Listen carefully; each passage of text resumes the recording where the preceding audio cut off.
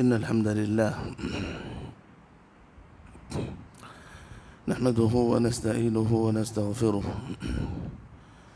ونعوذ بالله من شرور أنفسنا ومن سيئات أعمالنا. من يهده الله فلا مضل له ومن يضلل فلا هادي له، وأشهد أن لا إله إلا الله وحده لا شريك له، وأشهد أن محمدًا عبده ورسوله. أما بعد، فأعوذ بالله من الشيطان الرجيم. بسم الله الرحمن الرحيم. يوم نقول لجهنم هل امتلأت وتقول هل من مزيد، وأزلفت الجنة للمتقين غير بعيد، هذا ما توعدون لكل أواب حفيظ. من خشي الرحمن بالغيب وجاء بقلب منيب، ادخلوها بسلام، ذلك يوم الخلود، لهم ما يشاءون فيها ولدينا مزيد. وكم أهلكنا قبلهم من قرن هم أشد منهم بطشا فنقبوا في البلاد هل من محيص. إن في ذلك لذكرى لمن كان له قلب أو ألقى السمع وهو شهيد. ولقد خلقنا السماوات والأرض وما بينهما في 6 أيام وما مسنا من لغوب. فاصبر على ما يقولون وسبح بحمد ربك قبل طلوع الشمس وقبل الغروب، ومن الليل فسبحه وأدبار السجود. واستمع يوم ينادي المنادي من مكان قريب، يوم يسمعون الصيحة بالحق، ذلك يوم الخروج. إنا نحن نحيي ونميت وإلينا المصير. يوم تشقق الأرض عنهم سراعا، ذلك حشر علينا يسير. نحن أعلم بما يقولون وما أنت عليهم بجبار، فذكر بالقرآن من يخاف وعيد. يا أيها الذين آمنوا اتقوا الله حق تقاته ولا تموتن إلا وأنتم مسلمون. يا أيها الذين آمنوا اتقوا الله وقولوا قولا سديدا يصلح لكم أعمالكم ويغفر لكم ذنوبكم، ومن يطع الله ورسوله فقد فاز فوزا عظيما. يا أيها الناس اتقوا ربكم الذي خلقكم من نفس واحدة وخلق منها زوجها وبث منهما رجالا كثيرا ونساء، واتقوا الله الذي تساءلون به والأرحام، إن الله كان عليكم رقيبا. قال الله عز وجل: إلا تنصروه فقد نصره الله إذ أخرجه الذين كفروا ثاني اثنين إذ هما في الغار إذ يقول لصاحبه لا تحزن إن الله معنا. محترم و مکرم بزرگان دین، ملت اسلامیہ کے نوجوانوں، پردہ نشین خواتین اسلام اور پیارے بچوں، اللہ رب العالمین کا بے پناہ شکر احسان ہے کہ رب ذوالجلال نے مجھے اور آپ کو جس مقصد کے لیے اس دنیا میں بھیجا، اللہ رب العالمین نے اپنے فضل سے، اپنے کرم سے، اپنے خاص عنایت اور احسان سے ہمیں وہ مقصد عطا کیا۔ وہ مقصد کیا ہے؟ اللہ کی بندگی۔ وَمَا خَلَقْتُ الْجِنَّ وَالْإِنسَ إِلَّا لِيَعْبُدُونَ۔ دوسری تیسری چیز کا اس میں ذکر نہیں ہے۔ کہا میں نے تمہیں اس دنیا میں صرف میری بندگی کے لیے بھیجا، میں نے اس دنیا میں تمہیں زندگی دی صرف میری بندگی کے لیے، میرے سامنے سجدوں کے لیے، میں مجھ پر یقین اور بھروسہ رکھنے کے لیے۔ اللہ رب العالمین انسان کو پیدا کرنے کا جو اصل مقصد بتایا وہ بندگی ہے۔ تو اللہ رب العالمین کی طرف سے کسی کو اسی کی بندگی، اسی کے سامنے سجدے اور اسی پر یقین، خوشی ہو یا غم اسی کے دربار میں ہاتھ اٹھانے کی توفیق اگر مل جائے، یقین جانے رب العالمین کی طرف سے اس کی زندگی میں سب سے بڑا انعام ہے۔ حضرات، یہ انعامات اللہ رب العالمین کے انسان کی زندگی میں، خاص طور پر اہل توحید کے زندگی میں جب یہ اللہ کا سب سے بڑا فضل آ جائے، یہ سب سے بڑی نعمت آ جائے، سمجھے کہ یہ نعمت، یہ خیر جو ہے اصل جڑ ہے، نیکیوں کی جڑ ہے۔ تو لہٰذا اگر کسی کی زندگی میں یہ نیکی آ جائے، توحید کی نعمت آ جائے، سمجھ لیں اس سے بہت سارے خیر جنم لینے والے ہیں۔ تو لہٰذا سب سے پہلی چیز ہم اپنی زندگیوں میں توحید کی حفاظت کریں، خاص طور پر جہاں ہم صبح و شام کرتے ہیں وہاں پر ہم دیکھتے ہیں کہ بڑے بڑے مالدار لوگ، بڑے بڑے عقل مند لوگ، بڑے بڑے دانش مند لوگ اور بڑے بڑے ڈاکٹر جن کے پاس دنیا بھر کی ڈگریاں ہیں، سبحان اللہ، دنیا انہیں عقل مند کہتی ہے، لیکن بندگی کی جب بات آتی ہے واللہ ایسے بڑے لوگوں کو پتھروں کے سامنے جھکتے ہم نے دیکھا، شجر و حجر کے سامنے جھکتے ہم نے دیکھا۔ شکر ادا کرو رب کے دربار میں، اللہ رب العالمین نے ہم لوگوں کو بغیر مانگے اس کی توحید سے نوازا، بغیر پوچھے اس کے سامنے سجدوں کی توفیق دی، بغیر مانگے رونے کی توفیق اسی کے سامنے دی۔ واللہ ہم اپنے جسم سے زیادہ، اپنے مال سے زیادہ، اپنے بیوی بچوں سے زیادہ، اپنے گھر بار سے زیادہ، اللہ کی قسم ہم اس توحید کی فکر کریں، اس توحید کی حفاظت کی فکر کریں۔ وہ کیسی فکر ہونی چاہیے؟ اللہ نے کہا اے لوگو فلا تموتن الا وانتم مسلمون، تم اپنی زندگی میں ہر چیز کی دیکھ بھال کرتے ہو، اے لوگو اپنے اسلام کی بھی دیکھ بھال کرو۔ کیوں؟ قیامت کے قریب ایسے احوال آئیں گے، ایسے ایام آئیں گے، یصبح مؤمنا ویمسی کافرا، صبح مومن کی حالت میں، اللہ کے نبی نے کہا مسلمان بھی نہیں مومن ہوگا، رات ہوتے ہوتے کافر ہو جائے گا۔ سبحان اللہ، ایمان کی حفاظت کرو۔ پتہ نہیں یہاں پر جو بدعات ہیں، خرافات ہیں، شرکیات ہیں، ایسے تک میں ہیں، ایسے تکے ہوئے ہم لوگوں کو کہ اگر ہم تھوڑا بھی توحید کے سلسلے میں غفلت برتیں گے، پتہ نہیں ہماری موت کس بت کے سامنے ہو جائے، کس قبر کے سامنے ہو جائے، کون سا دھاگا ہاتھ میں باندھتے ہوئے ہو جائے، کس جو ہے جانور کو جو ہے بدنما دھبا لگاتے ہوئے ہماری موت ہو جائے۔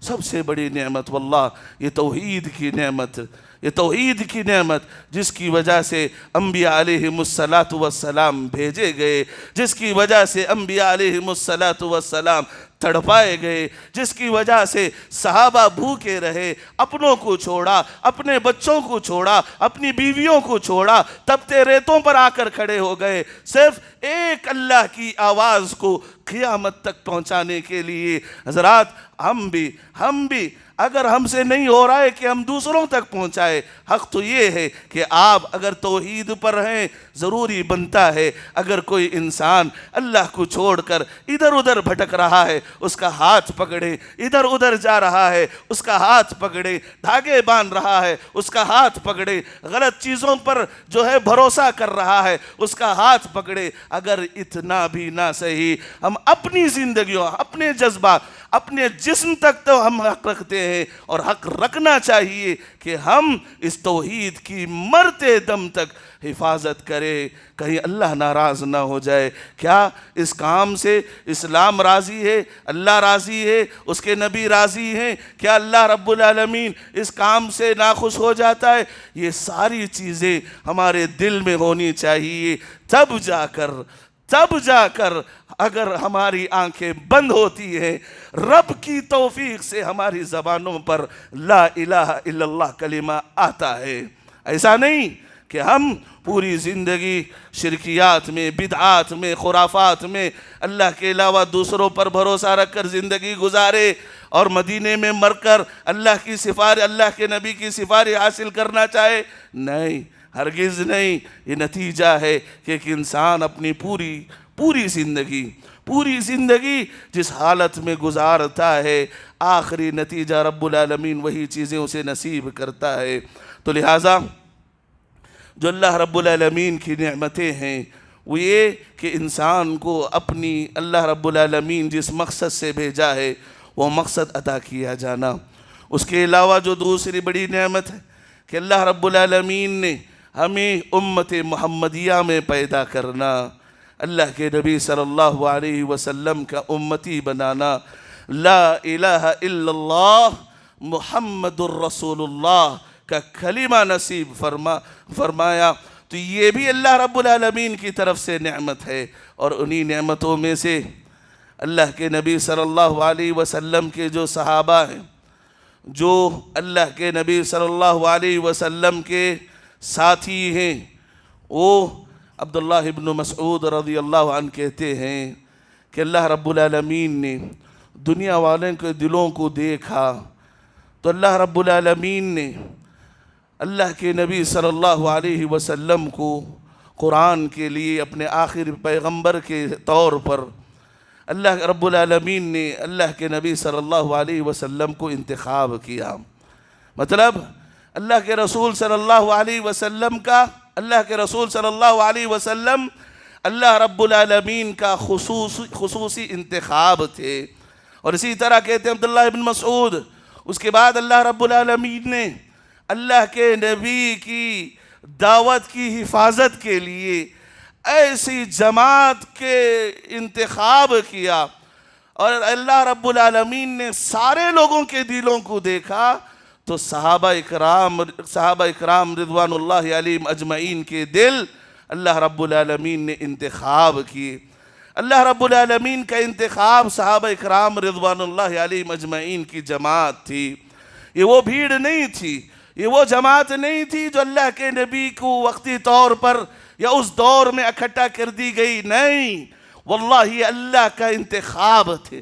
اولئک حزب اللہ، یہ اللہ کی جماعت ہے، اور یقین جانے یہی جماعت کامیاب پانے والے ہیں۔ اور سبحان اللہ، یہ وہ جماعت ہے جس کے بارے میں اللہ نے آئینے کے طور پر ان کے سیرت کو، ان کے کیریکٹر کو ساری دنیا کے لیے آئینے کے طور پر پیش کر کے کہا فَإِنْ آمَنُوا بِمِثْلِ مَا آمَنْتُمْ بِهِ فَقَدْ اهْتَدَوْا۔ اے لوگو، قیامت تک آنے والے لوگ کہتے ہیں کہ میں صحیح ہوں، میں حق پر ہوں، میں جنتی ہوں، میں فلاں ہوں۔ اگر معیار جاننا چاہتے ہو، ایک ہی معیار ہے، تم قرآن اور سنت کے بعد تمہاری زندگی میں صحابہ کا عمل ہے کہ نہیں دیکھو۔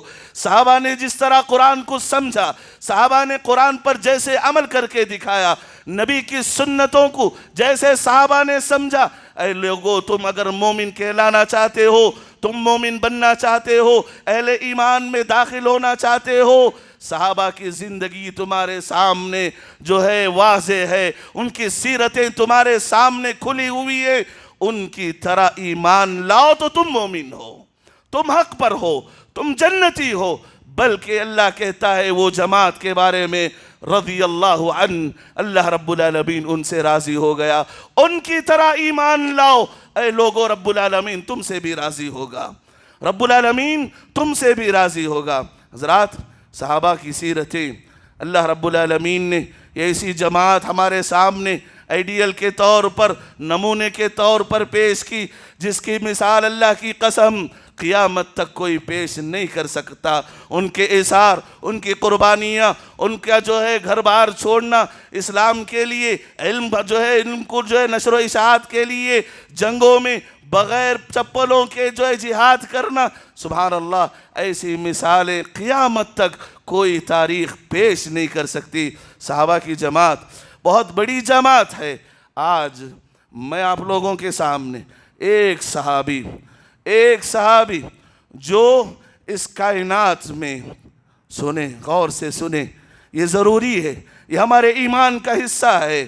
عبدالعزیز ابن جعفر اللؤلؤی رحمہ اللہ حسن بصری رحمہ اللہ سے پوچھتے ہیں، اے حسن بتاؤ کہ ابو بکر و عمر کی محبت کیا ہم پر سنت ہے؟ ابو بکر و عمر کی محبت کیا ہمیں سنت ہے؟ کیا ہمیں کرنا چاہیے؟ سنت سے ثابت ہے؟ حسن بصری نے کہا، سنت کی کیا بات کرتے ہو، میں تو کہتا ہوں واجب ہے۔ اگر ان سے محبت نہیں کی جائے، رب العالمین قیامت کے روز تمہیں عذاب دے گا، تمہیں تڑپائے گا، تمہیں جہنم میں ڈالے گا، بلکہ اللہ ابو بکر و عمر کی محبت واجب اور فرض ہے۔ تو لہٰذا آج میں آپ کے سامنے مختصر طور پر ابو بکر صدیق رضی اللہ عنہ، جو اللہ کے رسول صلی اللہ علیہ وسلم کے دوست، خلیل، صاحب غار، اللہ کے نبی کے بعد خلیفہ، اللہ کے نبی صلی اللہ علیہ وسلم، بلکہ سنو یہ بات کو دلوں میں بٹھاؤ اور سینہ ٹھوک کر علل اعلان کہو، آواز سے کہو، فخر سے کہو، اہل سنت والجماعت کا عقیدہ ہے کہ کائنات میں انبیاء کے بعد، انبیاء علیہم السلام کے بعد، اس کائنات میں قیامت تک، کب؟ آج تک نہیں، قیامت تک جتنے لوگ آئیں گے، سب سے افضل ترین انسان اگر ہمارا ایمان ہے تو ابو بکر ہے۔ انبیاء کے بعد اس کائنات میں سب سے متقی انسان اگر کوئی ہے تو ہمارا ایمان ہے، وہ ابو بکر ہے۔ سب سے افضل ترین انسان ہے تو ابو بکر ہے۔ کائنات میں انبیاء کے بعد جنت میں جانے والے اگر کوئی شخص ہیں تو سب سے پہلے ہمارا ایمان ہے، وہ ابو بکر ہے۔ اگر اس کائنات میں انبیاء کے بعد سب سے زیادہ جو ہے اللہ کے چہیتے کوئی ہے، ہمارا ایمان ہے، وہ ابو بکر ہے۔ سبحان اللہ۔ کیوں؟ یہ ایسے ہی مل گیا؟ چلیے کچھ چیزیں، واللہ یہ سمندر ہے، ابو بکر کی سیرت سمندر ہے۔ کچھ چیزیں آپ لوگوں کے سامنے ہم پیش کریں گے۔ کہا ابو بکر صدیق کیوں اللہ رب العالمین نے اور اللہ کے نبی صلی اللہ علیہ وسلم نے انہیں وہ مقام دیا؟ معیشہ صدیقہ رضی اللہ عنہ کہتی ہیں کہ اللہ کے نبی صلی اللہ علیہ وسلم، صحیح بخاری کی روایت ہے، اللہ کے نبی صلی اللہ علیہ وسلم ظہر میں سارے لوگ ہجرت کر کے جا رہے تھے۔ ابو بکر بار بار آ کر پوچھتے ہیں، اور اس سے پہلے بتا دوں ابو بکر کا نام کیا ہے؟ سبحان اللہ، سب کو معلوم ہے، ابو بکر عمر، ابو بکر رضی اللہ عنہ صدیق، سب کو معلوم ہے۔ سبحان اللہ، دلوں پر ہاتھ رکھ کے پوچھیں، اہل سنت والجماعت کا جو ایمان ہے، اس کائنات میں افضل ترین انسان کا نام کیا ہمیں معلوم ہے کہ نہیں؟ کسے معلوم ہے؟ اپنے ایمان کا جائزہ لو۔ واللہ اگر آج کے اس معاشرے کے کچرا قسم کے لوگ جو ہیرو بنے بیٹھے ہیں، جن کے کیریکٹر کو ہم اپناتے ہیں، واللہ ان کا نام اگر ہمیں پوچھ لیا جائے، ہمیں اور آپ کو پوچھ لیا جائے، وہ کیا کھاتا ہے ہمیں معلوم، اس کی کنڈلیاں معلوم، وہ کب سوتا ہے ہمیں معلوم، اس کے بچوں کا نام معلوم، اس کے باپ کا نام معلوم۔ سبحان اللہ، جو ہمارا ایمان ہے، ہمارا ایمان جس شخصیت کے ساتھ جڑا ہوا ہے، اللہ کی قسم دلوں پر ہاتھ رکھ کے بتاؤ، کیا ان کا نام ہمیں معلوم ہے؟ کیا ان کا نام ہمیں معلوم ہے؟ چلیے بتاتا ہوں۔ ابو بکر صدیق جو مشہور ہیں ابو بکر کے نام سے، صدیق کے نام سے، سچے انسان کے نام سے، ان کا نام عبداللہ ابن ابی قحافہ عثمان التیمی القرشی رضی اللہ عنہ، ان کا نام عبداللہ تھا۔ ان کے والد کا نام ابو قحافہ عثمان ابن عامر التیمی القرشی رضی اللہ عنہ مجمعین۔ تو یہ اللہ کے رسول صلی اللہ علیہ وسلم سے 3 سال چھوٹے تھے، 2 سال کچھ مہینے بتاتے، لیکن اللہ کے نبی صلی اللہ علیہ وسلم سے 3 سال چھوٹے تھے۔ لیکن تاریخ نے لکھا ہے اللہ کے رسول صلی اللہ علیہ وسلم سے پہلے ابو بکر صدیق رضی اللہ عنہ کے بال سفید ہو گئے تھے۔ اسی وجہ سے جب اللہ کے نبی کے ساتھ وہ ہجرت کر کے قباء پہنچے تو سارے لوگ بالوں کی سفیدی دیکھ کر سمجھنے لگے، ابو بکر کو اللہ کے نبی سمجھنے لگے، سارے لوگ اللہ کے نبی ابو بکر کو سمجھنے لگے۔ جب ابو بکر اللہ کے نبی پر جو ہے سورج کی روشنی پڑنے لگی، اللہ کے نبی کے پر ابو بکر جب سایہ کرتے، لوگوں کو پتہ چلتا ہے کہ نہیں، ابو بکر یہ جو ہے اللہ کے رسول جو ہے دوسرے ہیں۔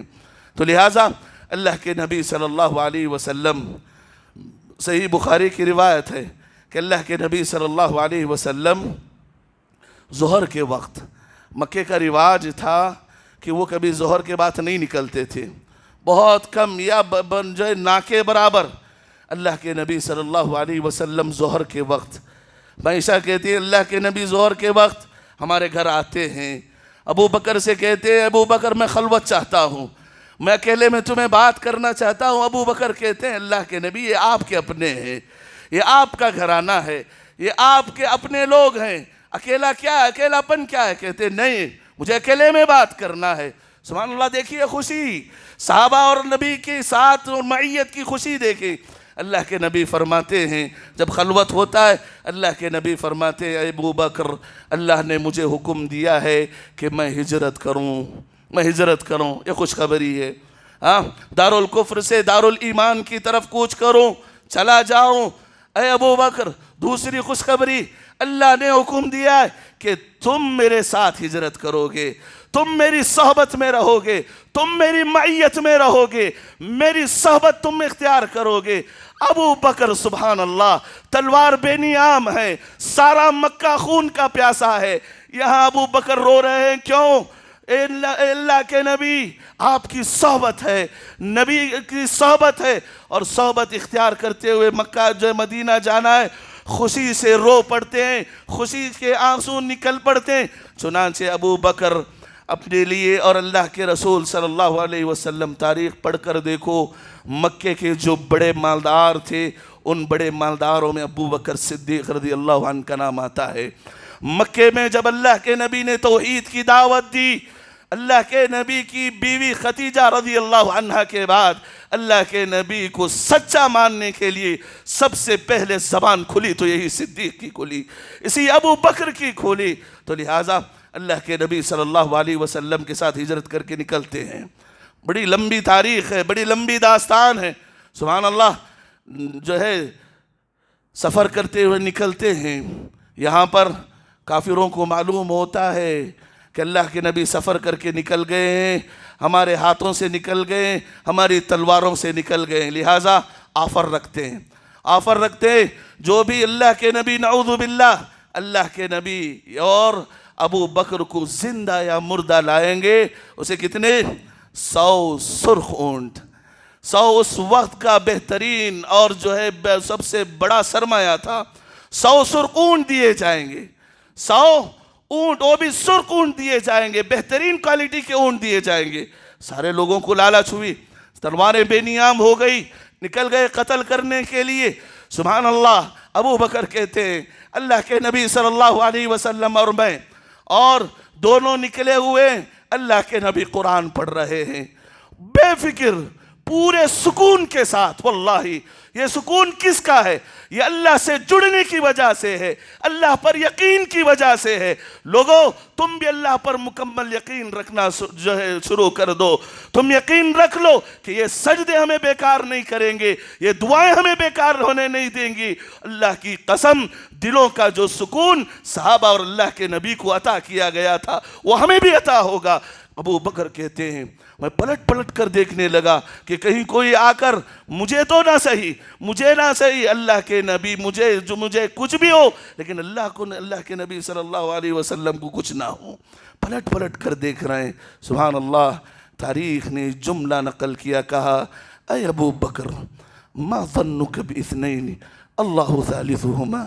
اے ابو بکر، یقین سے بھرا ہوا، یہ ایمان سے بھرا ہوا جملہ، یہ اللہ پر مکمل بھروسہ رکھتا ہوا زبان، بھروسہ رکھتی ہوئی زبان۔ اللہ کے نبی کہہ رہے ہیں ابو بکر سے ما ظنک باثنین اللہ ثالثہما۔ اے ابو بکر، پریشان کیوں ہوتے ہو؟ پلٹ کر کیوں دیکھ رہے ہو؟ تمہارا کیا خیال ہے ہم میں کا تیسرا رب العالمین ہے؟ یعنی ہماری حفاظت کرنے والی ذات وہ ذات ہے جو آگ میں بھی زندگی دینا جانتا ہے، وہ ذات ہے جو سمندر کی تاریکی میں مچھلی کے پیٹ میں بھی زندگی دینا جانتا ہے۔ اے ابو بکر، اس کی حفاظت میں ہم چل رہے ہیں، تم کیوں فکر کر رہے ہو؟ سبحان اللہ، اتنا ہی نہیں، ابو بکر صدیق رضی اللہ عنہ کو اس دنیا میں صحبت حاصل ہوئی علی رضی اللہ عنہ۔ سبحان اللہ، لوگوں پہنچاؤ باتوں کو جو کہتے ہیں علی رضی اللہ عنہ صدیق سے راضی نہیں تھے۔ اللہ کی قسم، علی رضی اللہ عنہ کہتے ہیں ہم نے پوری زندگی جب تک نبی زندہ تھے، ہم ہمیشہ یہ سنتے تھے کہ میں ابو بکر عمر، دو ٹوک زبان پہ ہوتا ابو بکر عمر۔ سبحان اللہ، کچھ بھی مسئلہ ہوتا نبی کے زبان پر اپنے دوست جو ہے شہدائی دو شیخین کے نام ہمیشہ ہوتے. میں ابو بکر و عمر ہمیشہ سے یہ نام لیتے ہوئے اللہ کے نبی انتقال کر گئے. سبحان اللہ. پوچھنے والوں نے پوچھا اے اللہ کے نبی من احب الناس الیک، اے اللہ کے نبی بتاؤ خدا را آپ کے پاس پوری دنیا میں علی الاطلاق لوگوں اس وقت علی بھی تھے رضی اللہ عنہ، اللہ کی قسم آپ کے دونوں نواسے بھی تھے، آپ کی چہیتی بیوی فاطمہ بھی تھی. اس وقت یہ سوال پوچھا گیا اللہ کے نبی صلی اللہ علیہ وسلم سے من احب الناس الیک، اے اللہ کے نبی بتا دو ہم تو تمہارے لیے جان دینے کے لیے تیار ہیں، ساری کائنات میں آپ ہمارے لیے افضل ہیں، آپ بتا دو آپ کے نزدیک کون انسان جو ہے آپ کے دل کے قریب ہے. واللہ دو ٹوک جواب، ایسا نہیں سوچے پھر جواب دیے، دو ٹوک زبان کی نوک پر جو جواب تھا کہا عائشہ. عائشہ یہ تاریخ نے لکھا ہے، حدیثوں میں موجود ہے. کہا اللہ کے نبی کی زندگی میں سب سے افضل ترین شخصیت اگر کوئی تھی، سب سے زیادہ چہیتی اگر کوئی چیز تھی تو اللہ کی نبی کی یہ بیوی عائشہ تھی.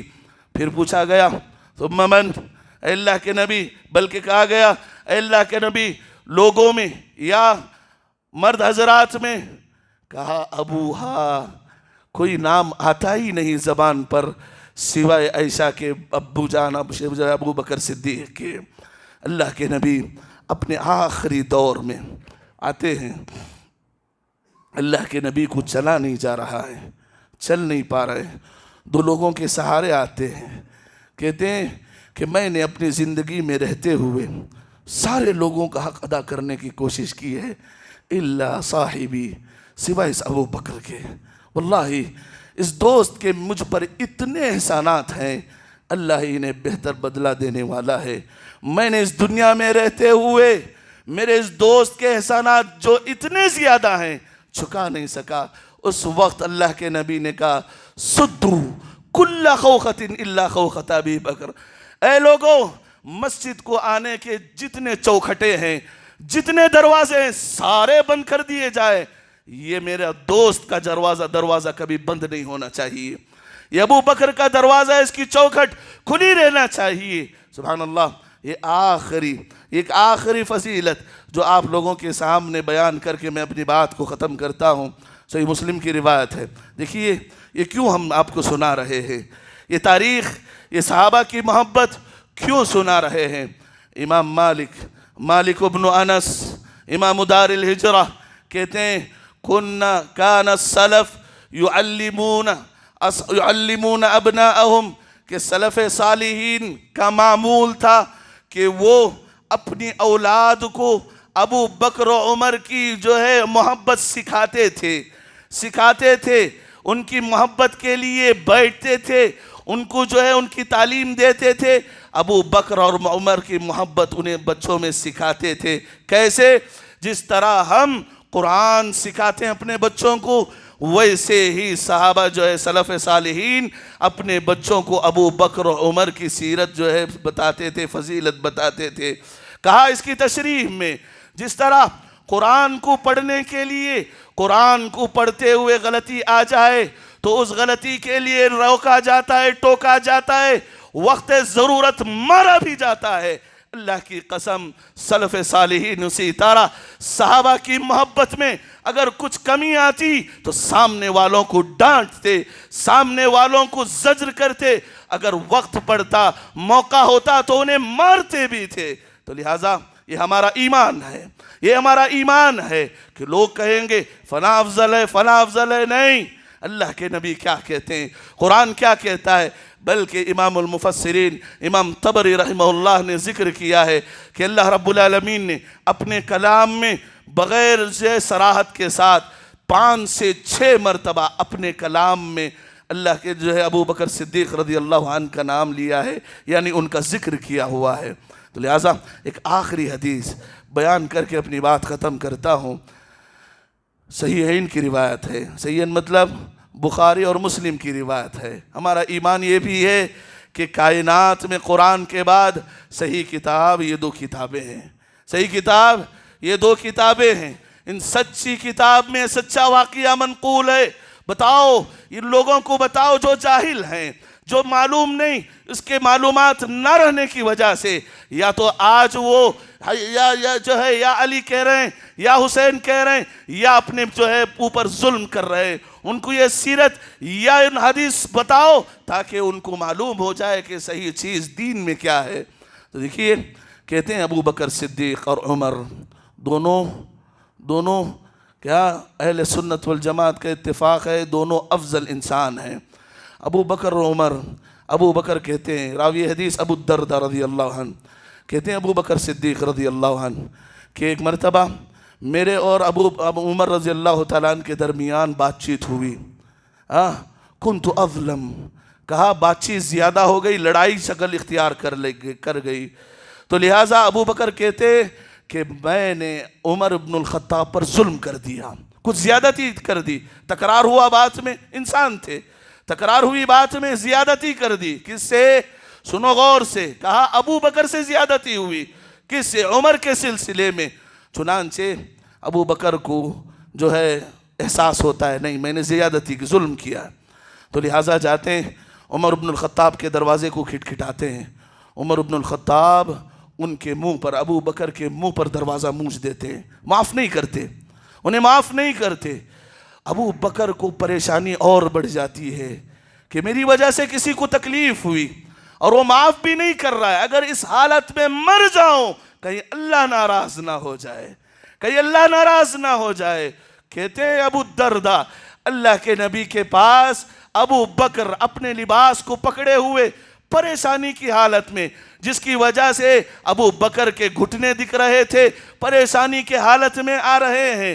سبحان اللہ، اللہ کے نبی دور سے دیکھ کر، دوست تھا، دوست تھے اور بچپن کی جو ہے یاری تھی، کہا اے لوگوں دیکھو یہ ابو بکر آ رہے ہیں، کچھ پریشان نظر آ رہے ہیں، کچھ پریشان نظر آ رہے ہیں۔ چنانچہ وہ ابو بکر اللہ کے نبی صلی اللہ علیہ وسلم کے پاس آتے ہیں، اللہ کے نبی کے پاس بیٹھ جاتے ہیں اور اللہ کے نبی سے سارا ماجرا سناتے ہیں۔ اللہ کے نبی، میرے اور عمر کے درمیان بات چیت ہوئی، کنت اظلم، اے اللہ کے نبی مجھے یقین ہے، میں تسلیم کرتا ہوں کہ میں ظلم کر دیا، لیکن جا کر میں جب معافی چاہتا ہوں، اے اللہ کے نبی عمر نے مجھے معاف نہیں کیا۔ واللہ اللہ کے نبی کے الفاظ ہیں، ابو الدرداء کہتے ہیں اللہ کے نبی یہ سننا تھا، غصے میں آ جاتے ہیں، غصے میں آ جاتے ہیں، کہتے ہیں اے ابو بکر یہ عمر معاف کرے یا نہ کرے، یہ دنیا تمہیں معاف کرے یا نہ کرے، میں جو سچی زبان ہے اللہ سے تعلق رکھتا ہوا نبی کہتا ہوں اللہ یغفر لک، اے نبی اے ابو بکر اللہ تمہیں ضرور معاف کریں گے، اللہ تمہیں ضرور معاف کریں گے۔ اتنے میں کیا تھا، اللہ اکبر، وہ لوگ آخرت کے لیے زندگی گزارتے تھے، لڑائی جھگڑا ہو جاتا تو 2 مہینے 3 مہینے یا تیسرا آ کر اصلاح کرنے کے لیے انتظار نہیں ہوتا۔ عمر کہتے مجھے بھی ندامت ہوئی، افسوس ہوا، ابو بکر گھر آئے تھے معافی مانگنے کے لیے، مجھے معاف کر دینا چاہیے تھا، میں نے اچھا نہیں کیا۔ چنانچہ فوراً گھر جاتے ہیں ابو بکر کے، لیکن وہاں نہیں پاتے، فوراً مسجد نبوی آتے ہیں اللہ کے نبی کے پاس، اللہ کے نبی کے پاس ابو بکر کو دیکھ کر سمجھ جاتے ہیں، اللہ کے نبی عمر کو دیکھ کر غصہ چہرہ، حدیث کے الفاظ ہیں یتمعر کہ اللہ کے نبی صلی اللہ علیہ وسلم کا چہرہ غصے سے لال ہو جاتا ہے۔ سبحان اللہ، اللہ کے نبی کے غصے کو دیکھ کر ابو بکر کہتے ہیں یا نبی اللہ واللہ کنت اظلم، اے نبی عمر پر غصہ مت کریں، اے نبی عمر کو کچھ نہ کہیں، اے نبی میں نے ظلم کیا ہے، اے اللہ کے نبی عمر کو کچھ نہ کہیں۔ سبحان اللہ، اللہ کے نبی کہتے ہیں اے لوگوں یاد رکھو، جب ساری کائنات مجھے جھٹلا رہی تھی، سارے لوگ مجھے جھوٹا بول رہے تھے، یہ صدیق تھا، یہ عبداللہ تھا، یہ میرا دوست تھا جس نے مجھے سچا کہا، سارے لوگوں نے مجھے گھر سے دھکے دیے، یہ عبداللہ ابو بکر صدیق تھا جس نے مجھے چھت دی، سارے لوگوں نے مجھ سے ہاتھ اٹھا لیے، یہ ابو بکر صدیق تھا جس نے اپنا سارا مال میرے لیے خرچ کر دیا۔ فَهَلْ أَنْتُمْ تَارِكُونَ لِي صَاحِبِي، ابو بکر کے لیے نہ صحیح، اے عمر میری وجہ سے تم اسے کیوں نہ معاف کر دے، میری وجہ سے صحیح تم اسے کیوں نہ معاف کر دیا. سبحان اللہ, یہ بار بار کہہ رہے ہیں, بار بار کہہ رہے ہیں. سبحان اللہ. ابو الدرداء سنو, لوگوں تک پہنچاؤ, جو آج ابو بکر کے نام کو بیت الخلا کے پاس لکھتے ہیں, جو کہتے ہیں ابو بکر جو ہے جہنمی ہے, نعوذ باللہ, اللہ کی قسم, اگر یہ لوگ ایسے ہی مریں گے, ہمارا ایمان ہے جہنم کی سب سے زیادہ, سب سے ہولناک آگ میں جلائے جائیں گے. جو صحابہ کو اس طرح سے جو ہے گالیاں دے, صحابہ کے سلسلے میں اس طرح کے جو ہے بیجا جو ہے باتیں کہے. ابو الدرداء کہتے نتیجہ, ابو الدرداء کہتے فما اوذی بعدها, اس کے بعد جو یہ واقعہ ہونے کے بعد, جب تک ابو بکر زندہ تھے, جب تک اس دنیا میں ابو بکر زندہ تھے, کسی کی جرت نہیں ہوتی تھی کہ وہ ابو بکر کو تکلیف دے. سب کو معلوم ہو گیا تھا کہ نبی کے چہیتے ہیں. کہا اگر ان سے کوئی تکلیف تمہیں ہو بھی جائے, نبی نے کہا اے لوگو, میں نبی, میری وجہ سے معاف کرو, میری وجہ سے معاف کرو. واللہ اگر تم آج ابو بکر اور صدیق کے خلاف کہتے ہو ہمارا ایمان ایسے ہی مرو گے, قیامت کے روز تمہارا گریبان ہوگا, اللہ کے نبی کے ہاتھوں میں تمہارا گریبان ہوگا, اللہ کی عدالت میں گھسیٹ کر جہنم میں ڈالے جاؤ گے. اللہ سے ڈرو, اللہ سے ڈرو. جو اللہ کے نبی صلی اللہ علیہ وسلم نے جو صحابہ کو جو مقام دیا ہے وہ مقام دو, صحابہ نے جو قربانی دی ہے اس کو سمجھو. لہٰذا ضروری ہے کہ آج ہم اپنے بچوں کو تعلیم دیں, ابو بکر و عمر کی جو ہے سیرتیں سنائیں, صحابہ کی سیرتیں سنائیں. ورنہ یہ جو ہے سوشل میڈیا آپ کو صرف ان لوگوں کا چہرہ دکھائے گا مظلوم کے نام پر, روتے ہوئے پیٹتے ہوئے, غلط لوگوں کے نام تمہارے ذہنوں پہ, تمہارے بچوں کے ذہنوں پہ چڑھا دے گا. اللہ سے دعا ہے کہ رب العالمین ہمیں ابو بکر و عمر کی محبت دل میں بٹھائے, اور ابو بکر و عمر سے محبت کرنے کی ہمیں توفیق عطا فرمائے. مرتے دم تک ابو بکر و عمر کی سیرتیں ہمارے بچوں کو سنانے کی اللہ رب العالمین مجھے اور آپ کو توفیق عطا فرمائے. رب العالمین ہماری مغفرت فرمائے, رب العالمین ہمارے والدین کی مغفرت فرمائے. رب العالمین ہمارے والدین زندہ ہیں تو اللہ رب العالمین صحت کے ساتھ, عافیت کے ساتھ ان کی زندگی دراز فرمائے, اچھے عمل کے ساتھ. جن کے والدین انتقال کر گئے رب العالمین کروٹ کروٹ جنت کی نعمتیں انہیں نصیب فرمائے. رب العالمین ہمارے اساتذہ اور علماء کی مغفرت فرمائے. رب العالمین ان کے درجات کو بلند فرمائے, انہیں صحت و عافیت سے نواز دے. اللہ رب العالمین ہم میں سے جو پریشان ہیں ان کی پریشانی کو دور فرمائے. اللہ رب العالمین آسانیاں پیدا فرمائے. اللہ رب العالمین جب تک اس دنیا میں رکھے, اسلام پر رکھے, توحید پر رکھے, سنتوں کی اتباع کرتے ہوئے رکھے, صحابہ کی محبتوں کو دل میں بسائے رکھے.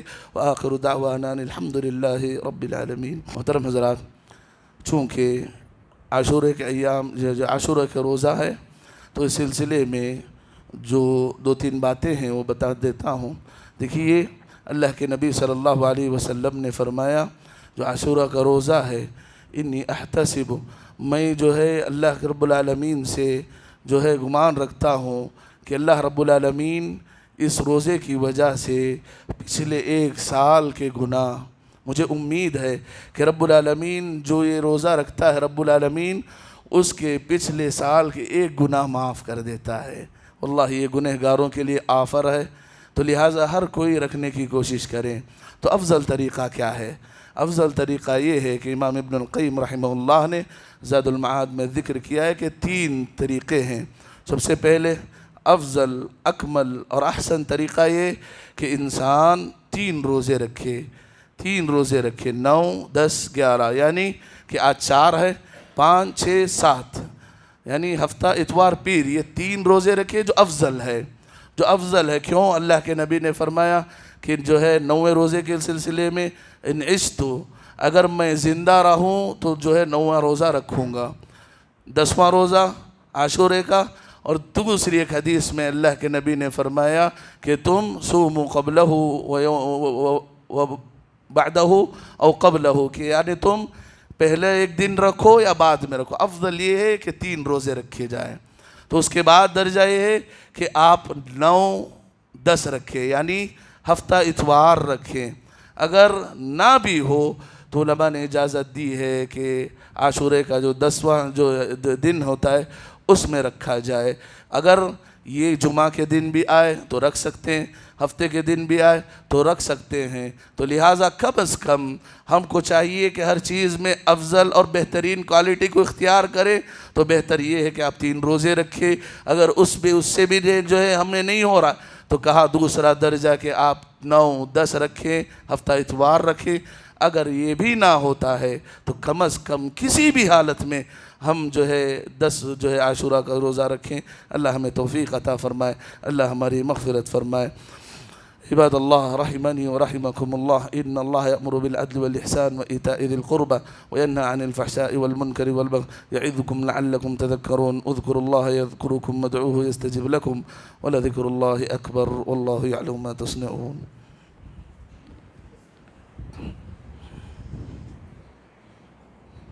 It's not